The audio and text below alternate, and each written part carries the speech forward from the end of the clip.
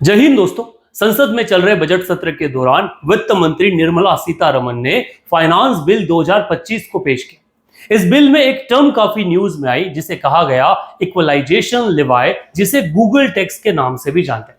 आइए इस वीडियो के थ्रू जानने की कोशिश करते हैं गूगल टैक्स होता क्या है और ये आने वाली आपकी यूपीएससी और अदर सिविल सर्विस एग्जामिनेशन के लिए क्यों महत्वपूर्ण, किस तरह के सवाल इस टॉपिक से आपके एग्जामिनेशन में बन सकते हैं। जब से डोनाल्ड ट्रंप यूनाइटेड स्टेट्स के प्रेसिडेंट बने हैं, वो डेवलपिंग नेशन जिसमें इंडिया शामिल है उन्हें प्रेशराइज कर रहे हैं रेसिप्रोकल टैक्स को लेकर। ये वो टैक्स है कि जिस तरह से भारत अमेरिकी गुड्स पे टैक्स लगाता है, उतना ही टैक्स अमेरिका भी भारतीय गुड पे लगाएगा अगर भारत अमेरिकन गुड्स पर इंडिया में टैक्स कम न करता। इस चीज को लेकर भारत सरकार ने इस इक्वलाइजेशन लेवाई को हटाने की बात की। जब वो फाइनेंस बिल 2025 लेकर आए तो इस फाइनेंस बिल में उन्होंने कहा कि वो इक्वलाइजेशन लेवाई, जिसे कॉमनली बोलचाल की भाषा में गूगल टैक्स कहते हैं, उसको 1 अप्रैल 2025 से हटाने वाले हैं, रिमूव करने वाले हैं, जिससे जो जितनी भी ई कॉमर्स कंपनीज हैं, ऑनलाइन कंपनीज हैं, वो सारी कंपनियों को एक एडिशनल उनकी कमाई में 6% का फायदा होने वाला है।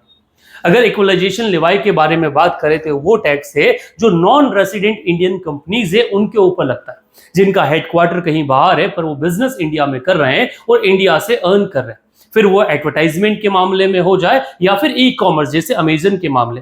इसको लेकर एक कंडीशन इन लोगों ने बना दी कि लगभग 1 लाख से ज्यादा का जो इन्वेस्ट जितना भी एडवर्टाइजमेंट हो रहा है उनके ऊपर 1 लाख से कम पे कोई इक्वलाइजेशन टैक्स नहीं लगेगा, या फिर उससे ज्यादा के ऊपर एक आपको 6% इक्वलाइजेशन लेवाई देना होगा।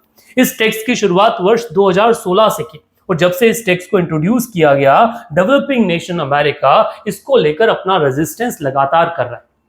2020 में इस फाइनेंस बिल के तहत इसमें एक अमेंडमेंट किया गया और एक एडिशनल 2% का गुड्स एंड सर्विस के ऊपर एक एडिशनल लेवाई जो है वो शुरू किया गया, जिसको 2024 में अमेरिका के स्ट्रॉन्ग अपोजिशन के बाद में हटा दिया गया। परंतु अब भी 6% का इक्वलाइजेशन लेवाई, जिसे गूगल टैक्स कहते हैं, वो इन कंपनी मेटा, अमेजन जैसी कंपनी पर लगातार लग रहा है।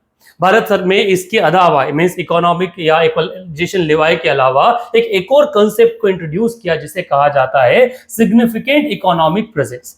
ये उन बिजनेसेस के लिए है, कनेक्शंस के लिए जो नॉन रेसिडेंट्स हैं इंडिया में और वो भारत के साथ अपना बिजनेस करना चाहते हैं ऑनलाइन मीडियम के थ्रू।